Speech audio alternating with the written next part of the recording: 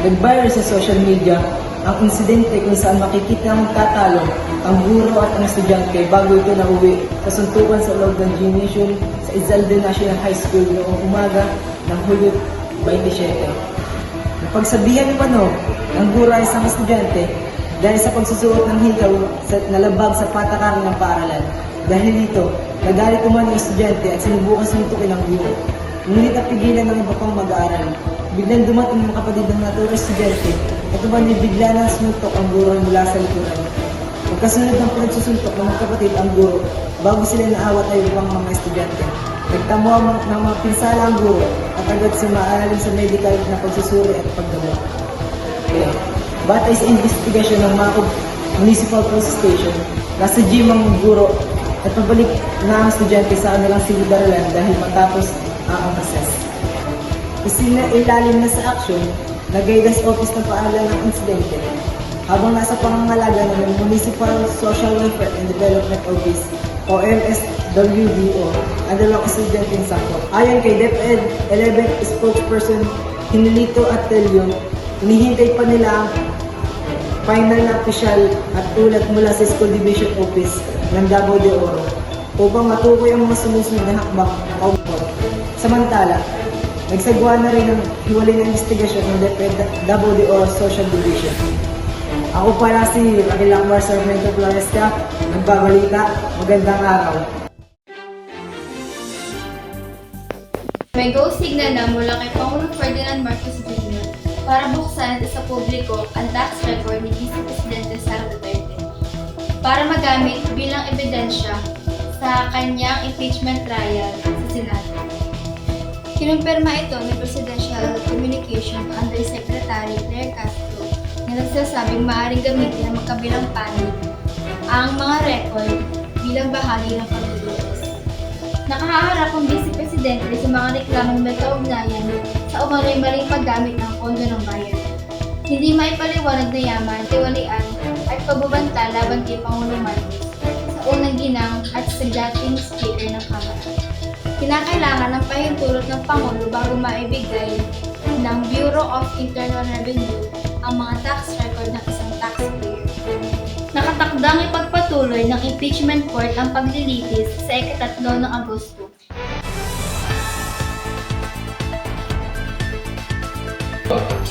Sa ikalimang State of the Nation Address also na ni Pangulong Ferdinand Marcos Jr. Inilahad ang kanyang mga hakbang sa administrasyon upang tugunan ng iba't ibang suliranin ng bansa. Batay sa mga survey, nais ang publikong nabigyang prioridad ng pamahalaan ng paglaban sa korupsyon.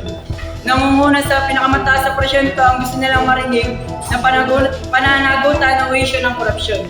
Matinding pahayag laban sa katiwalaan ng naging pagbunga ni Pangulong Ferdinand Marcos Jr. sa kanyang ikalimang State of the Nation Address also na kung saan nagbibigay siya ng update sa investigasyong kaugnay umano irregularidad sa mga flood control issues.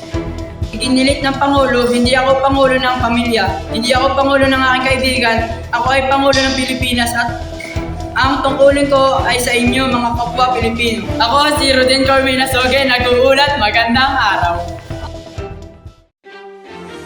Ang pansamantalang paglayan ng dating Senador Ramon Bong Revilla ay nagsilbing paalala upang lalo pang paigtingin ang laban kontra korupsyon.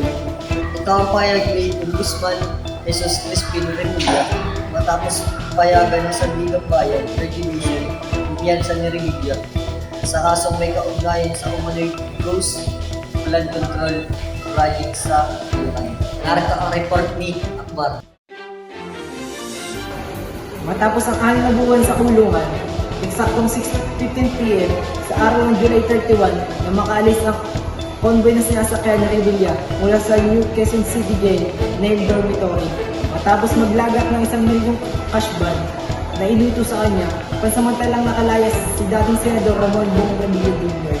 Matapos aprubahan ng Sandigang Bayan, 3rd Division, ang kanyang petition para sa sa kasong malversion.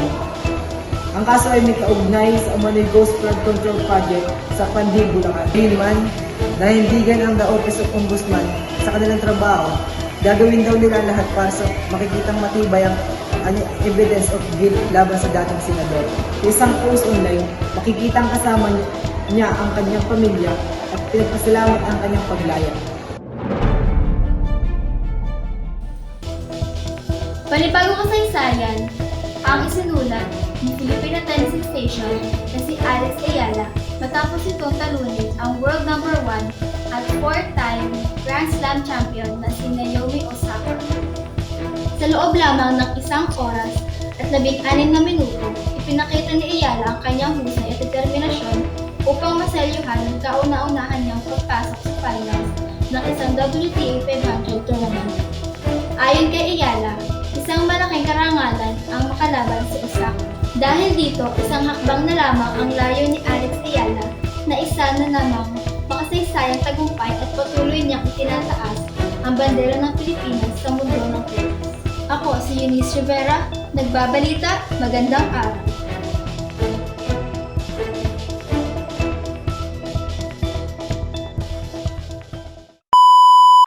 Sa ikalawang State of the Nation of Address.